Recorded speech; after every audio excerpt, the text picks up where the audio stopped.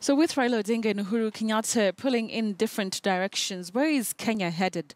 Well, the National Council of Churches, NCCK, say constitutional amendments to ensure more Kenyans don't feel left out of the electoral process is the answer.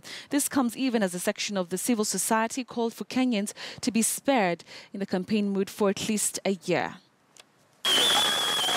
With IEBC declaring Uhuru Kenyatta president-elect, the NCCK has spoken out on concerns that a section of Kenyans are increasingly feeling frustrated with the winner-takes-all political process that tends to breed animosity and resentment. These divisions are expressions of unresolved grievances and perceptions of exclusion and denial of dignity for the opposition by the arrangement of power as defined in the Constitution of Kenya 2010. NCCK has now proposed constitutional amendments that will bring inclusivity in parliamentary and other political processes for the benefit of all Kenyans, regardless of their political inclinations.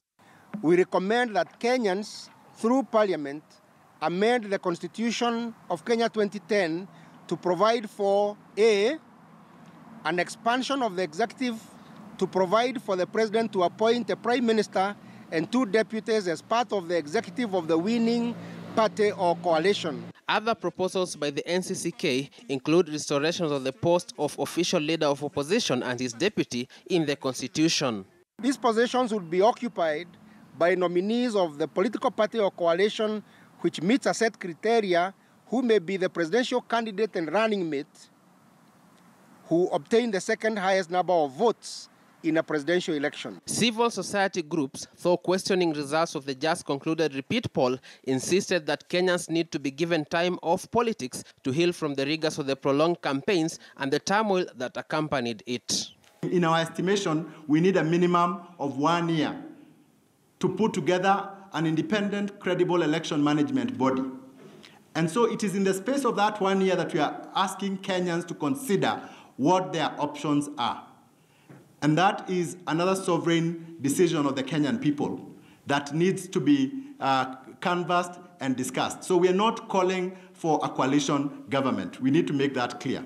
At the same time, professionals from Meru and Tharaka Nithi also weighed in on the ongoing conversations on post-poll national unity. At the end of the proposed national dialogue, Kenyans, as I've already said, should feel they will not be left behind in the next 5 years and beyond. In other words, the dialogue should not be aimed at distributing posts and goodies to satisfy a few individuals' selfish interests.